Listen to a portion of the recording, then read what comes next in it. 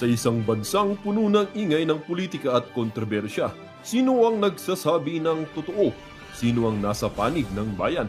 Welcome to Bayang Pinas, ang news channel na hindi takot maglatag ng katotohanan. Dito, pinag-uusapan natin ang mga isyong may kinalaman sa kinabukasan mo, politika, pamahalaan at ang tunay na kalagayan ng ating bansa. Hindi kami bayad, hindi kami bulag. Sa Bayang Pinas, ang boses ng mamamayan ang tunay na headline. Kaya kung sawang-sawa ka na sa mga baluktot na impormasyon at scripted na kwento, dito ka na. Dito sa Bayang Pinas, tayo ang bantay at boses ng bayan. Kung gusto mong manatiling mulat at informed, don't forget to like, share, and most importantly, subscribe dahil sa panahon ngayon, ang kaalaman ay kapangyarihan. Ito ang Bayang Pinas, balitang totoo, pusong makabayan para sa sambayanang Pilipino. Tara na't alamin ang tunay na balita. May dala-dala kayong armas. Ano yan? Zero tolerance? Hindi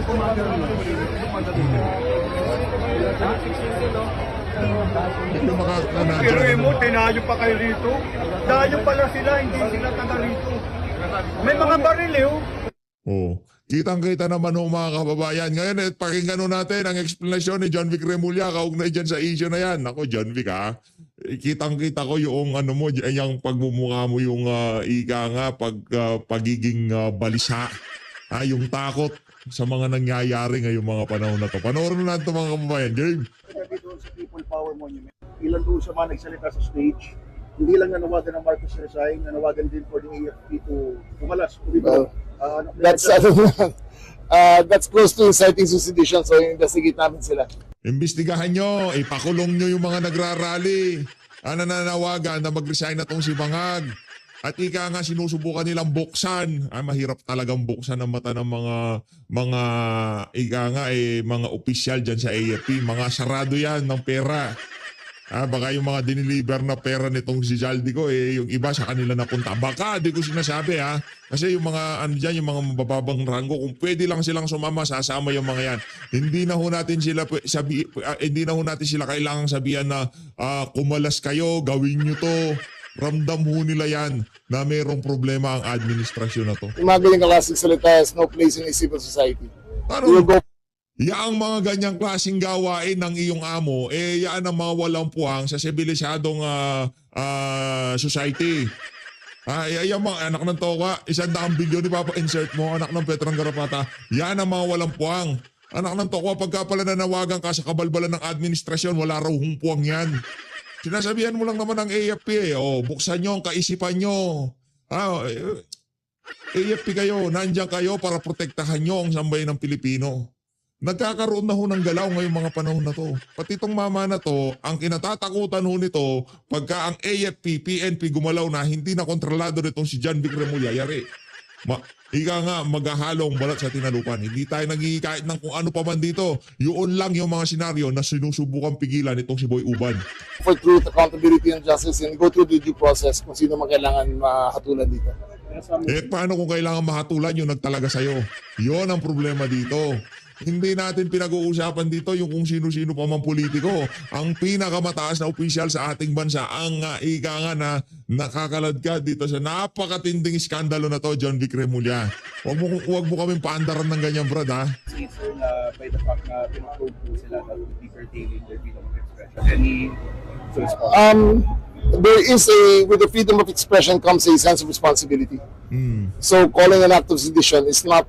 Hindi calling on ako, hindi sedition yun. Sinabihan mo lang naman yung mga uniform personnel, buksan nyo ang mata nyo. Gusto nyo pa ba ang nangyayari na to? Panghihikayat ho ba yun? Tinatanong lang naman natin sila hindi naman pala tayo. Tinutukoy pala yung mga nagsasalita sa entablad. Kahit tayo naman ho dito mga kababayan, kahit na hindi ka AFP, kahit hindi ka PNP, ordinaryong Pilipino, buksan nyo ho ang mga mata nyo. Gusto nyo pa ho ba ang nangyayaring ito? Yun lang ang tanong dyan It's dangerous to the state. Diba? So, yung mga ganyan. Sino ba pinoprotektahan nyo? Ay, sabagay, yun nga palang inaakusahang magnanakaw. Ay, hindi inaakusahan. Pamilyang yan, talaga magnanakaw yan. Every citizen is accorded the right to free speech, but they must have the corresponding responsibility to behave in all civility. Nangingi ng permit, hindi nang gugulo, nasa venue lang sila. Ano pa bang pagka sibilisado ang kailangan mo makita dyan, Vic. Brad, ang problema dito, yung pinoprotektahan nyo at sinasabi nyong silang sibilisado, behind the scene pinagnanangawan ng sambayan ng Pilipino. Diba? Mga sibilisado, mga politiko. Sila lang ang merong puwang sa sibilisadong society. Anak ng tokwa, behind the scene. Yung society pinagnanakawan nila. Yun ang tinatawag nila mga sibilisado. Anak ng Petrang Garapata. Ayawan na kung ganun pala. Bihira ka talaga dyan, Vic. Rekta ho tayo ngayon dito sa ating iniidolo. Kumusta na ba itong si Sir Marlon? Sir Marlon, kumusta na? Palakpakan mo muna natin. Idolo, siyempre, no?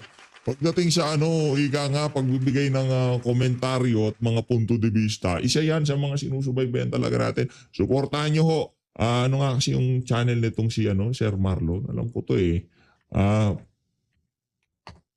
Nakasubscribe ako dun eh. Teka lang ho mga kababayan, i-promote ko lang yung channel nitong si Sir Marlon. Idol to idol. Ayun, yung T-Op ni Puri. T-Op ni Puri. Ang hirap naman ng channel name mo, sir. T-Op ni Puri. Teka nga, ipakita ko na ho yung yung channel dito ni Sir Marlon para naman makarinig ko kayo ng pangmalupitang pag-aanalisa. Ito, idol ho natin to eh. Umpisa na natin habang ilalagay ho natin. Ito, si dating Congressman Mike Defensor. Game! Ayaw Ayaw talaga. Kami, masaya na atmosphere dito, no? Kanina kasi galing kami kanina ng Luneta. Payapa, ramdam mo yung pagkakaisa eh. Yung mga kasama natin sa Iglesia ni Cristo. Nung nandun naman kami sa Liwasang Bonifacio, grabe, ang tatapang mga kamay-suk natin. Talagang sinisigaw doon Marcos Resign. Pero dito yung atmosphere, may pagka-festive and may mga kantahan. At pero may paliwanag sa mga mga dito nananawagan na rin ng mga tao ng Marcos Resign. Okay. Kasi nga, kung mapapansin mo, talagang siguro yung Ayan mga kababayan ang channel nitong si Sir Marlon itong T-Op ni Puri. Mag-subscribe ho kayo diyan. Yan talagang malupit. Kung hindi niyo siya mahanap ang dahilan ho nun, sobrang hirap po ng channel ninyo. Minsan kasi kahit i-search mo pangalan di makikita talaga. T-Op ni Puri. Mahirap po talaga pero subscribe po kayo dyan. Idolo yan. Malupit si Malansan yan. sunod-sunod na labas si Saldico, nag-iba na Hindi na yung dati, korupsyon, tingnan natin. Pero nung magsalita si Saldico, ako, particular, yung personal na partisipasyon ko nung lumabas si Sergeant Gutesa. Tapos nagulat na lang ako. Akala ko nung una, kay Speaker Martin lang. Yun naman yung paliwanag ni Sergeant Gutesa, nag-deliver kay Speaker Martin. Ngayon sinasabi niya, hindi. Kay Pangulong Bongbong Marcos. Kaya ako, ang aking panawagan dito, managot ang presidente. Noon pa sinasabi kasama sa GAA. Etong kasama na nila sa sindikato nagsasalita 3 taon nilang chairman ng Committee on Appropriations. Kasama nila ni Martin Romualdez. Katunayan, tanungin mo mga departamento, mas takot sila sa appropriations kay Saldico, kay Speaker Martin, kaysa kay presidente. Dahil pwedeng i-zero budget sila O ngayon sinasabi, etong pera, diniliver kay Pangulo. Napakasama ng revelasyon na to. At ako naniniwala, hindi dahil kay Saldico, dahil kay Gutesa. Kung bilang dating mambabatas, gaano kabigat yung mga expose at yung mga sunod-sunod na video at pahayag ni dating Congressman Saldico? Kasi yung kay Saldico, kung babantayan mo o susuriin mo yung nangyari, pinaalis nila Diba? Pinaalis nila, tapos nagkataon itong si Gutesa na hindi naman nakinabang, na konsensya, sabi niya ito yung nangyayari. Ngayon, lahat na ng kaso lalabas kay Saldico. Nakakagulat ngayon papauwiin daw nila, kukunin nila.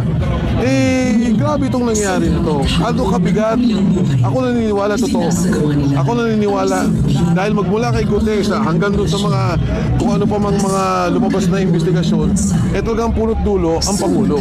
Sa kanya yung budget na yan, tao niya si Saldico, sila yung gumawa ng budget, yung insertion at saka yung program, bago lumabas yung pipirma ng presidente yun Correct. Kaya lahat ng flood control na to at itong mga delivery ng pera, talagang tutuldok sa kanya. Naniniwala ka kung merong pinaka-credible na testigo ngayon ay walang iba kundi ang isang Saldico?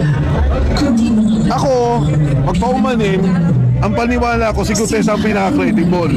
Dahil sa paniwala ko, hindi siya kontraktor, hindi siya kongresista, politiko, hindi siya DPWH. So yung sinabi niya totoo. Ang maganda kay Saldico, kumbaga sa sindikato, nandun siya sa loob, nandun siya sa taas. Kaya pinatunayan niya lahat ng sinasabi ni Gutesa at lalo pa niyang pinalawak, lalo niyang binigyan ng detalye. Diba? Itong 100 billion, sana punta. Kung papasin mo yung sinabi ni Saldico, safe eh. Pang abogado. Wala akong nakuha ang pera dyan. Diniliver ko yung pera. Pero kung titignan mo yung kabuuan, talagang pinakita niya yung schema kung paano yung delivery. Yung litrato ng attache case, talagang pinagandaan niya yun eh. Siguro, para sa dami ng perang pinanghawakan, may ledger, may picture, para nakarecord lahat. Yung sabi ni Gutesa na inaakyat muna sa kanya lahat, pagkatapos ibababa, hindi ko maintindihan eh. Ngayon naintindihan ko na, para may record sila ng lahat ng delivery ng pera. Kung binanggit mo yung ledger, no? Kumbaga ano talaga ho yun, kay Saldico pa lang talagang recorded na kung magkano pumapasok, lumalabas, na iaabot, di ba? Hindi ni-deliver. Dito kay Martin Romualdez at kay Marcos Jr. Naniniwala ka na merong hawak ang isang dating congressman Saldico na ledger at posibleng ipalabas niya ito sa mga susunod niyang video? Alam ko meron. Alam ko meron dahil may nakapagsabi na sa akin na talaga may ledger sila dahil nga sa dami ng, una daw, si Saldico kasi ganun talaga, ma-ledger daw talaga. Lalo pa dito, ang daming delivery, pera pumapasok. At Marlon, hindi lang to DPWH, iba-ibang departamento to. Pati si Gutesa nagsalita nun, may DOH pa eh. Diba? So lahat ito, malawakang sindikato ng gobyerno. Dati akala ko, si Saldico ang ang kanilang pinapagalaw. Pagkatapos si Speaker Romualdez ang nagre-report. Ngayon, naniniwala na ako na ang Pangulo mismo ang hepe ng sindikato. So posible Ano na ho yan eh. Noon pa lang binira nila itong si VP Sara. Lahat ng kabalbalan na mangyayari mula doon sa araw na yon, sigurado ho, sangkot yung presidente na yan. Yun o yung ating nanonostre. Si VP matino yan di ba? Duterte, hindi magnanakaw. Di ba? Hindi gumagawa ng kabalbalan yung mga yan, hindi kagaya nitong administrasyon na to. Tapos tinanggal nila. Anong gusto nilang mangyari? Meron silang tinatago. Dahil pag nagkataon, nagtatawanan sila tapos maraming nawawalang pera. Nandun si VP Sara. Malalaman lahat yan itong si VP, di ba? Kaya tinanggal ho siya. Saka hindi naman, dapat kasi pagkakagayan niya si Vince, di ba? Ngayon pasingot-singot na din siya. Pag ganun-ganun na rin siya, yung di na niya malaman kung mahahawakan niya sa mukha niya, yung nakukonsyos siya, may pulbo ba, may Johnson & Johnson ba sa ilong niya, di niya malaman eh. Tingnan niyo yung hearing dyan sa Senado, yung budget deliberation.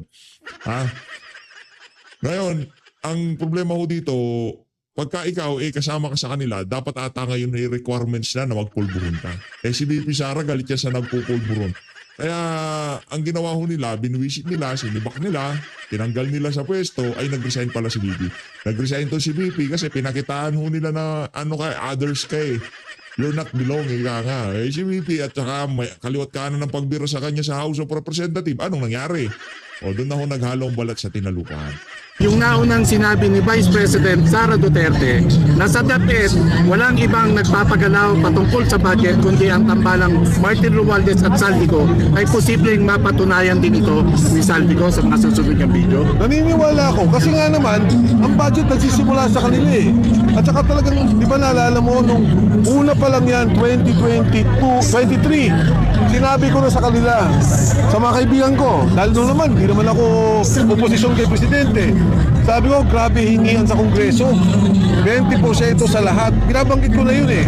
And nabanggit ko ito pakisabi naman kay Presidente dahil kung ganito yung mangyayari, grabe ang malawakang korupsyon, walang mangyayari sa bayan. Pangalawa, kumakalat yun eh. Bakit kumakalat? Yung congressman, alam niya. Pagdating sa ilalim yung contractor, sasabihin niya sa bangko, pautang, ganito kasi hiningi, alam ng mga bangko. Pagdating sa mayor, sa barangay, sabi lang, hindi, malaki hingi dun eh. Pwede ba? Mukalat naman to, alam ng lahat kung ano yung mga modus operandi. Kaya yung sinasabi ni Inday Sara na sa DepEd, maaling totoo. Hindi ko alam ang detalye, pero sigurado ako na alam ni Saldi ko yan. Dahil, yung aking nabanggit, dahil maski si Gutesa, may nabanggit ko sa Department of Health.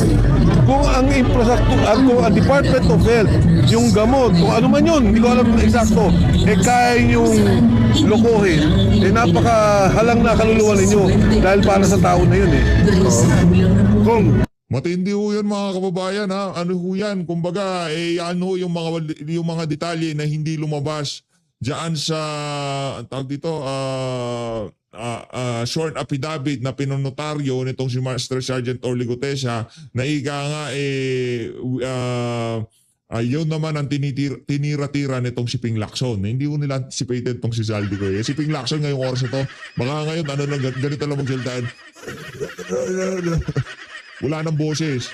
Kayo ba naman magkakaboses? Walang humpay yung pagpapakaaso nyo. Ganito lang pala mangyayari sa lahat ng paghihirap nyo.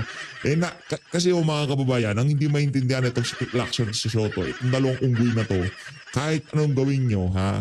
Nasa ano kayo, nasa maling naratibo kayo. Ika kayo na, kumbaga sa nasa kadiliman kayo.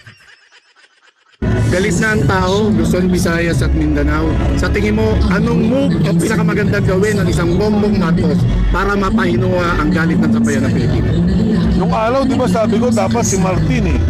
Di ba? Mamakulong eh. Ako talaga kailangan mag-resign siya. Mag-resign Siya. At panagutin. At ako naman, hindi ako maasa sa kanya.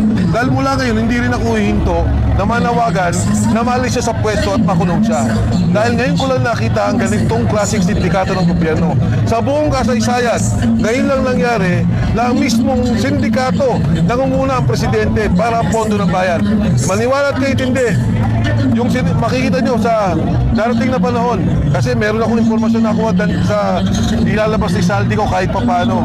Grabe, hindi bilyon, daang bilyon ang nakawan nangyari. Kung may Grabe, nakakatakot ho yan ha. Meron hong hawak, meron hong nakapagsabi na yung mga susunod na ilalabas ni Saldi ko, yun na ho, ika nga yung huling pako na ilalagay sa mga kahon nito mga walang yung magnanakaw na to sa pamahalaan. Just to Ba't nandito to? Kaya ako dito to. Hindi baka magalit. Ano yan? Pambansang dalaga. just to close the issue, no? Isa Wala ka eh. po ba kayong destabilizer? Alam nyo, matagal na kayo may programa. Kailan lang Ano kapote? Ba't nakakapote kang init? ako nagsalita? Ang tahimik ko nga eh. Di ba? Nagsimula lang ako kay Gutesa. At ngayon ako nagsasabi ng ganito, nagsasalita ng ganito. Bago pa ito nangyari kay Gutesa at kay Saldi ko, ang panawagan ko, pabayaan niyang imbestigahan si Martin Uy, bari mo kapote mo. Nakakapote mo, Maldes. Ngayon hindi na ako naniniwala doon. Naniniwala na ako na si Pangulong Marcos kasama at hepe ng sindikato. Kumbaga sa mafia, siya yung kapo ng kabuuan, si Tuti. At Nako, matindi ho yan. Pero alam mo, Congressman Mike, na nag-i-interview sa na yan, di ko malaman masyadong advance. Ba't nakakapote yan? Oy, subscribe mo kayo ha. Ano na to? Great Conversation. Subscribe mo kayo. Hindi ko na ipa-plug dyan. Tagal ko na na-plug yung Great Conversation eh. Alam, makaramihan naman kasama natin dito alam yung channel. Kasi hindi nag-upload yan eh. Siguro marami pinagkakabalan sa buhay. Pinagkakabalan yung kapote. at itong si Godfather siya. At itong si Martin Romualdez at si Saldi ko, mga bata lang niya. Kasama, kumita, pero siya ang talagang hepe ng sindikato. Kayo po ba ay nabunutan ng tinig ngayong lumabas si Saldi ko dahil sa propagandang inilalabas na pakawala niyo si Gutesa or talagang una pa lang matibay na Idol ko tong si Sir yung nasa likod. Nakatambay siya niyan, hindi nyo lang ho nakikita. yung naniwala na nagsasabi ng totoo si Gutesa? Iba yung sikat, iba yung third floor studio, talagang idolo. Kung hindi ako na-apektuhan kung sa mga kanilang reaksyon nila, Sabay silip ni Kuya. kasi nga, etong si Gutesa, nung lumapit sa akin, binanggit ko to kay Ma'am Winnie Montot. Sabi ko, Ma'am, lumapit. Ang daming kwento. Sabi ko, sa konsensya ko, pag ako hindi ko naman iniharap to, parang hindi naman maganda at para bang nagwalang yatin ako sa bayan. Sabi ni Ma'am Winnie, tama Mike. So, pinakilala ko kay Senator Marcoleta. At yun nga, inilabas na niya yung issue at kung ano pa. Lahat ng propaganda, hindi ko pinapakinggan dahil malinis ang konsensya ko. Ngayon na lumabas si Saldi at nakita na natin yung kabuuan, nakakagulat at nakakagalit. Ba't linalaro nyo yung ISO, ha? Iwanagan nyo yan! Nagiginawit na lang, demanding pa, no? Hindi, idol natin yung mga yan, idol. Sobrang nakagalit. Palagay ko yun ang nararamdaman na lahat. Nung nakita ko yung maleta, hindi ako mapaniwala na magagawa ng isang Pangulo ng Republika ng Pilipinas ang ganitong klase pagnanakaw. Kung hindi ka ba natatakot at isa ka sa pinangalanan na destabilizer ng gobyerno? Liwanagin nyo yan. Gusto ko makita expression nung nakakapote sa gilid. Alam mo, destabilizer ako ng gobyerno, pero stabilizer ako sa kinabukasan ng sambayan ng Pilipino. Ayun ang At dahil dyan, palakpakan nun natin itong si former Congressman Mike Defense. napaka-perfecto. Maraming salamat. O, lipat na ho tayo ulit dito kay John Vic Remulla. Baka biglang umulan dyan. Dito na ho tayo kay Manong Ted ho tayo habang nakangiti siya dito kay ano nako. Mga Remulla. Sinasabi ko. Yan ano ho yan nga sumobra ho sa nalasing sa kapangyarihan. Kaya ngayon, sinisingil na ho sila ng tadhana. Alam nyo, ano ito karma ho nila ito. Doon sa ginawa nila kay dating Pangulo Rodrigo Duterte, kay Pastor Kibuloy. Karma ho nila yan. Sa lahat ng inapiho nila, bawat isang Pilipino na nawalan ng mahal sa buhay dahil sa baha, nasiraan ng mga kagamitan, karma na ho nila to. At itong mga to, lahat ng nakalapit kay Marcos Jr., lahat yan babagsak. Lahat ng nakadikit sa kanya, mapakumita o hindi kumita sa kanya, pero malabong isipin ho na hindi kumita. Mantakin nyo, pati yung mga vlogger, pati yung mga nagko-comment. Meron ho silang mga troll farms para pagtanggol sila. Lahat ho ng nakadikit kay Marcos Jr. kumita at lahat sila babagsak. At pag bumagsak yung mga yan, anak ng toka, kahit tapos na tong issue na to, babalik-balikan ko yung mga larawan nyo para pamukha sa inyo na napakawawalang hiya ninyo. Yun na lang hiya nyo sa bayan ng Pilipino. Dito tayo kay Manong Ted. Ano masasabi mo? Actually, naano na natin to yung talakayan nila, yung interview nila dito kay Attorney Rundain, kumbaga meron hong mga observation dito, itong si Manong Ted Filon, na kung saan mapapaganito ka na lang, oo nga no. Bakit parang mayroong problema talaga dito sa bangag na to? Parang gano'n. Attorney James Banaa, good morning. Salamat na marami, ha? Magandang, pasalamat din tayo kay Attorney Roy Rondain for saying yes dun po sa naunang panayam natin kanina. Oo, maraming salamat po sa pagpayag. Ang daming comments ng ating mga kapatid. Si Nanay Iba-iba Christy yan. talaga naman, si Nanay Christy, ha? Oh. Morning, Nay Christy. Ano sabi ni Nanay? Ay, ang dami, ang ano, dami. Nay? Okay. Nanay! Sabi ng mga kapatid natin sa comment section, kung ayaw daw ba magpatawag na bagman, luggage man na lang daw. Kayo talaga. Man, yun luggage man dapat. O, dumaan lang daw yung pera, napag-utusan lang daw ang mga tauhan ni dating Congressman Zaldico na ihatid nga po itong mga sinasabing kickback daw na di umano'y para sa Pangulong Marcos Jr. at kay dating House Speaker Martin Romualdez. Hindi siya bagman, ha? Hindi siya bagman. Luggage man daw. Pwede daw ba yon, Your Honor? Kasi daming luggage daw na nakita Ngayon talaga. Sakit ng tiyan ko sa mga comment nila. Kayo talaga. Sabi ni Marites Ignacio, baka bigyan pa ng hero's welcome yan pag umuwi. Pero ang ganda nung sinabi ni Attorney Roy, ang sabi niya, kung papayag ang ating gobyerno na may bail yung mga kaso ni Zaldi, pauwiin niya daw agad. Tsaka ang dali daw naman kasi magsalita na walang mangyayari, sagot ka namin. But those are all words, ang sabi ni Attorney Roy. Sa totoo lang din, girl, no? Yes, boy. Ang laki ng problema ng DOJ at ng Ombudsman and the state, no? The present dispensation dito ho sa mga kasong ito Kasi nga nandito na si Zaldico at iba na ang sinasabi, di ba?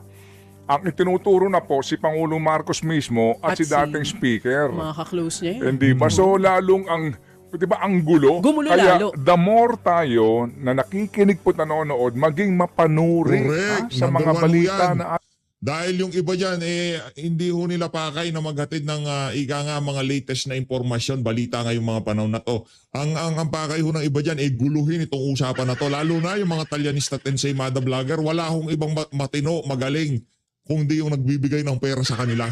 Diba? Ganun ho yun Atin napapakinggan. Okay? Dahil po sa ngayon, definitely po, magkakanya-kanya na rin po ito ng kanila pong narrative, ika nga. So, ano ang importante? Tama din po naman si Attorney Roy, no? Ang ombudsman, ay gagampanan ang kanyang tungkulin na dapat nga dito wala pong sisinuhin sa investigasyon. Tama naman si Attorney na ang ombudsman kahit na anonymous letter, na wala pong hindi sworn statement ay iniimbestigahan kasama yun sa kanilang mandato. Tama naman yun Sumulat ka sa kanila o nakatanggap po ng yun ang ano kasi alam nila ang iniimbestigahan ng ombudsman ano ho yan, kaya siguro isinama yun doon sa polisiya ng ombudsman. Ang iniimbestigahan yan mga matataas na opisyal sa pamahalaan, no, mga matataas na opisyal, kaya kung ikaw merong complaint, kaya kailangan kadalasan siguro mga anonymous, mga ano yan, mga pasikreto mo lang iaabot yung impormasyon. Yun ho siguro dahilan kasi mabibigat na tao mga inaakusahan dyan. Ito kay Zaldico, iba ho ito. Video na, may ebidensya pa, meron pa mga larawan at kung ano-ano pa. Sa mga susunod na araw ho mga kababayan, balita ho natin marami pang maglalabasan. Abangan lang ho natin kung ano pa yung mga ilalatag sa atin na yan, itong si Zaldico. ng sulat, iimbestigahan yun. Pero kapag na po nagsampahan na ng kaso, talagang kinakailangan sumpaan mo yung salaysay na ihahayag nung tetestigo sa kaso. It's a different story, pero yung sinasabi nila na imbestigahan mo ito, sa paunang kwento pa lang, pwede po naman pong gawin yon ng ombudsman with all due respect to everyone Factual po lamang yan, na usapin. Yeah. Okay? Pero ito po, tama din po ito ng ating pong ngayon, ang mga nasa Luneta, ang grupo po ng INC na nanawagan po ng transparency, dito po sa issue po ng investigasyon sa korupsyon na ito. Kaya nga, noong pamampo, nung wala ka dito, di kayo naandoon, nagtatampisaw sa batis ng nakasiyahan.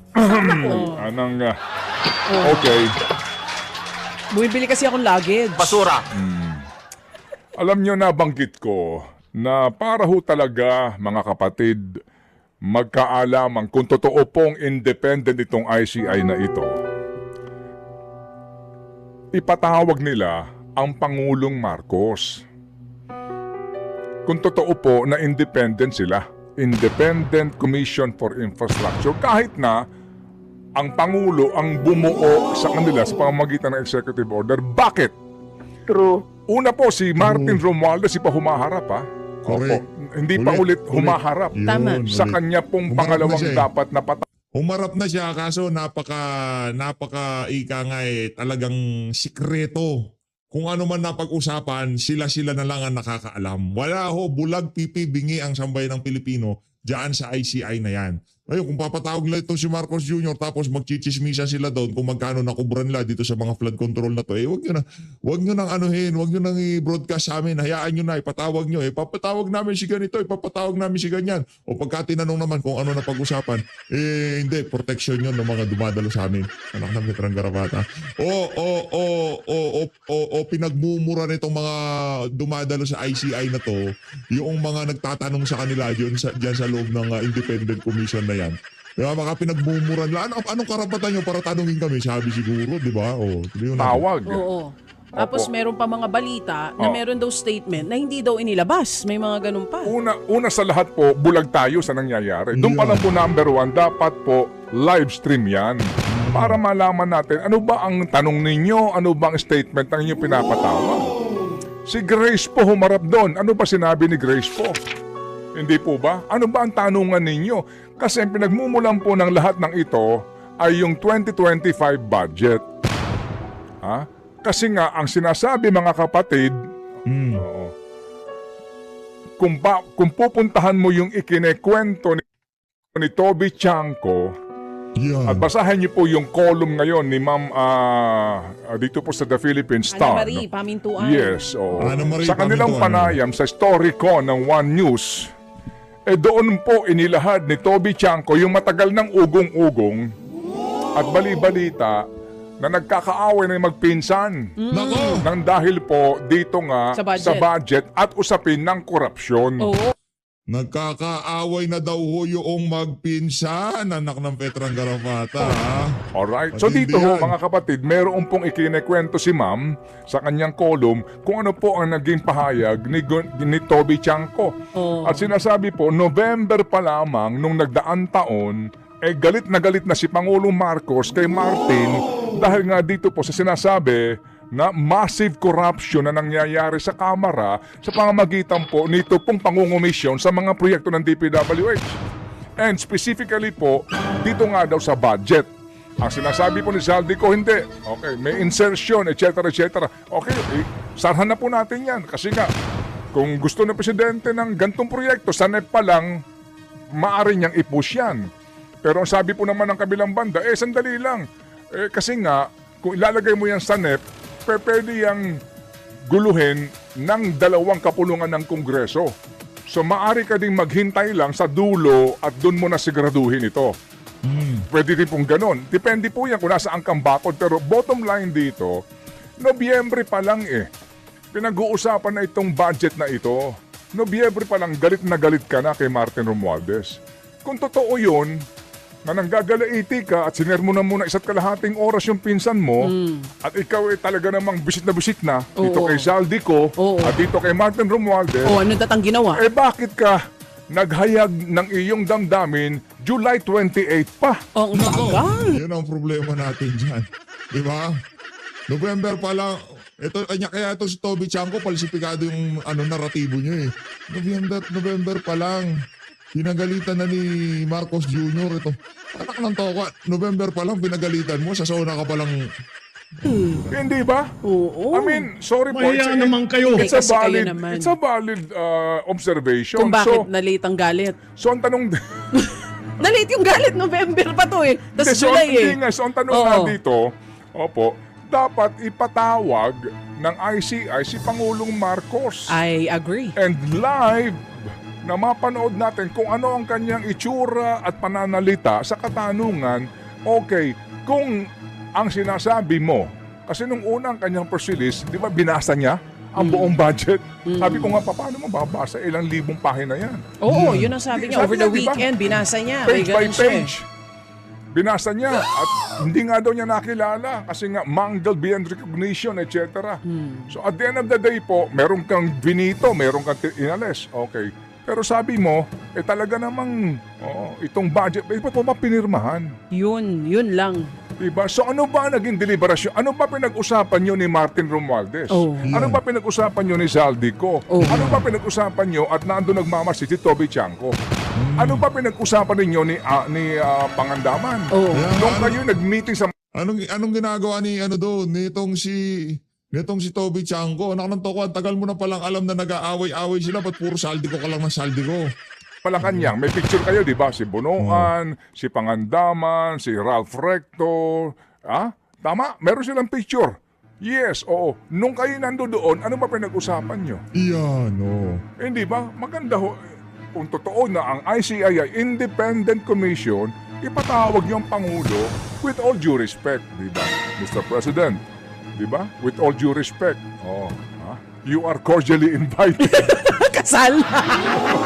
Kasal yarn. Lakas ng tawa mo, girl. Pero alam mo, kung hindi man nila sabihin kung ano, You are cordially invited to attend the ICI hearings. Opo. And RSVP. Forthwith. Kung hindi nyo po sasabihin kung ano ang inyong napag-usapan, total may picture kayo, baka pwede na namin malaman kung ano ang inyong kinain. During the meeting. Ang title po nung artikulo, nasa opinion section po ito ng The Philippine Star ni Miss Ana Marie Pamintuan. Ang ganda ng title, pwedeng title ng kanta. Ano? How High Does It Go? Yes. Okay. Ngayon, kasi nga bumubuo kami sana po ng Think About It episode Buuin mo na dito. yan, birahe! Sinisigawan mo na naman ako eh. Hindi, ang tawag doon yung minsan nangyayari din siya, Hindi nga. passion. Oo, Oo. naubol na-preempt. Oo. So, sayang. Na-delay din yung think about it. Parang yung Ibig sabihin, yung dapat na think about it nitong si Manong Ted, eto na yun, itong pinag-uusapan natin na to. Nako. galit ng Pangulo na delay. Ano nga namin ito? Ito na ho yung mga pumutok ngayon. So anyway, sandali lang po. Pero ang ganda nung napansin mo, oo nga kung nangyari yun noon, bakit July lang? Na-delay yung, ang dami kasing ginagawa ng Hindi ba? Pangulo. Minsan sa dami ng Parang- ginagawa mo, dinedelay mo yung emotions mo eh. Parang nagkakahawig sila ni Saldi ko. Ha? Di ba? Kasi magmula noon, ano siya, ano bang tawag sa kanya? Downtrodden? Hindi naman siya bagman. Downtrodden. Luggage mo? Hindi naman siya kolektor. Hindi rin. Hindi rin siya banker. Kasi pass-through man. Okay, Pass through. bakit? Di ba, bilyonaryo ka, Oo. yaman-yaman mo, Oo. di ba? And congressman ka, negosyante ka, tapos inuutosan ka lang Taga-hatid. Well, again, ang sabi ni Attorney Roy, Oo. guilty ang kanyang kliyente sa lack of strength to resist. Dautos mula sa kataas-taasan. Nakita mo yun? Lack of strength to resist. Wala ang kinita ni 5 centimos. Wala. Alam mo, kung wala ka. Sa tinagal-tagal ng panahon, ikaw yung taga-kolekta. Ayan, taga-kolekta ka. From Ikaw kung 2024 man nag-start, base sa mga picture hanggang 2025, karapat dapat kung walang natanggap si Zaldi at ginawa siyang pass-through Oo. nito mga taong ito na totoong may kickback, Tapos magmula dapat noon- gawing santo si Zaldi.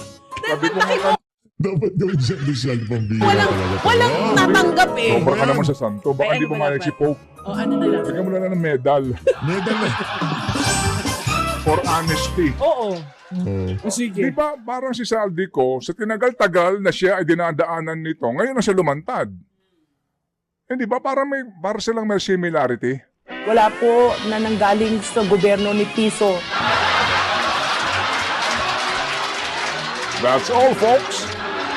Ayun na nga mga kababayan, dito na unahan tatapusin ang ating reaction video dito sa ay mga tirada. Ay naabangan natin to. Gusto nating marinig kung ano yung mga punto de vista nitong si Manong Ted. Kaugnay nga dyan sa... Kasi ano ho yan Biyernes, tapos na yung DJ Chacha tsaka Ted Pailon show dyan sa News 5 ng Biyernes ng hapon. No? Wala ho yan. Biyernes, Sabado, Linggo, isa ho nitong si Zaldi ko yung mga araw na yan. Ika nga talaga dyan nagkalatagan ng mga ano. Kaya itong Lunes na to, gusto ho natin marinig ang mga... Pero malulupit talagang ika nga yung mga obserbasyon nitong si Manong Ted Pailon talagang November pa kayo November pa kayo nag-away. Tapos July ka magsusona, mahiya naman kayo. November pa lang sinabi mo na sinisira mong administration.